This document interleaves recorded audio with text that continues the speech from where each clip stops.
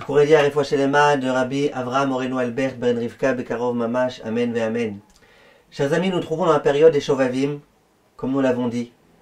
Durant cette période-là, il faut voir ce que le Hari Akadosh écrivait, ce que le livre Yesod Meshoresh Avoda écrit. Combien de jeûnes il faut jeûner pour pouvoir réparer telle et telle faute. Il y a effectivement les tzadikim qui jusqu'au jour d'aujourd'hui, de temps en temps, pendant cette période de Shovavim, ils jeûnent.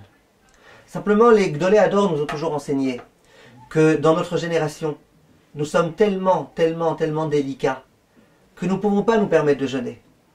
Or, qu'est-ce qu'on peut faire à la place? Vient le Shem Mishmuel et il dit au nom de son rave, le Rebbe de Kotsk, il dit la chose suivante: le corps, il a beaucoup moins de mal à accepter toutes les difficultés, ce qu'on appelle les sigoufim, de se tremper dans la neige, de faire des bains de neige et de jeûner des jours et des jours, etc. Il a beaucoup plus de facilité à supporter ça que de supporter que l'homme il est de la Yirat Shamayim. Ça veut dire que pour le corps il dit jeûner, je suis prêt à ce qu'on jeûne. Vas-y, jeûne. Juste pas de Yirat Shamayim. C'est que le Rav de Kotsk qui dit que même la Yirat Shamayim, le comportement d'après la Torah, le corps, ça veut dire d'une certaine façon le Yetzer Hara, il supporte pas ça. Il préfère qu'on jeûne, mais juste qu'on fasse pas ça.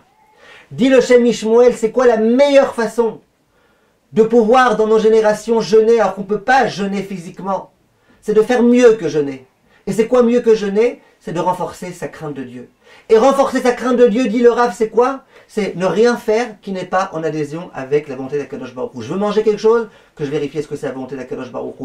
Je veux parler de quelque chose, est-ce que c'est la volonté d'Akadosh Baruch Hu. Je veux aller prier, où est-ce qu'il faut que j'aille prier? Est-ce que je peux prier à la maison ou est-ce que je dois aller prier Béminian? Toujours être complètement soumis à la volonté d'Akadosh Baruch Hu. Et ça, le corps, la matérialité, le Yetzer Hara, il ne supporte pas ça. Parce que le Yetzer Hara, il veut pouvoir faire ce qu'il veut. Et c'est très difficile pour le Yetzer Hara d'accepter une telle chose.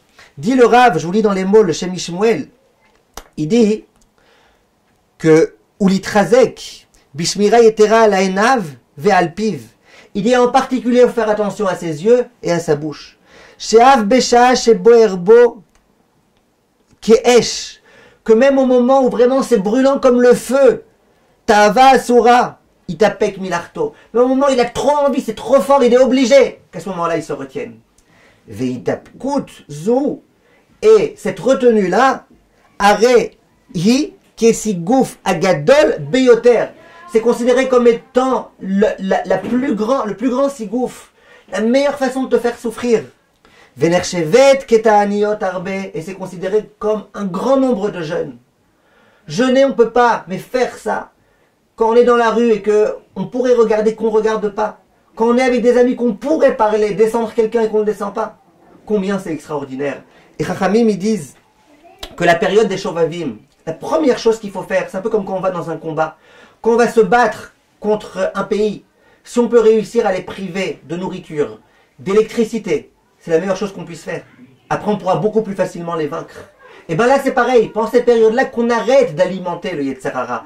Le Yetzer Hara, il va venir, surtout pendant cette période de Gdusha. Allez, va faire ceci, va faire cela, interdit, fais une interdiction, fais un péché, manque de respect à tes parents, va. Et nous, pendant cette période-là, il faut premièrement qu'on arrête d'alimenter le Yetzer Hara. Un jour, il y a un élève qui est venu voir son Rav, le Rav de Kavrin. Il lui a dit, Kvod Harav, écoutez, moi je suis dans la boue, je suis dans la gadoue, j'ai aucune façon de m'en sortir, je peux pas m'en sortir. Le Rav il lui a dit, écoute, même la gadoue, même quelqu'un qui est dans la boue au bout d'un moment elle sèche, et puis on peut complètement la retirer de soi. Simplement, si on continue à l'alimenter en mettant de l'eau, la boue elle reste boue. Arrête d'alimenter ton Yetzer Hara, arrête d'alimenter la boue, et tu verras que tu pourras un jour, Bezrat Hashem, t'en sortir. Faisons attention, mes chers amis, pendant cette période-là, en particulier, à notre bouche, à nos yeux, à notre comportement, à notre façon de parler, à notre façon de prier. Nous avons toutes les possibilités ces jours-ci de nous rapprocher d'Akadosh Baruch Hu, qu'on ait le mérite. Amen ve Amen.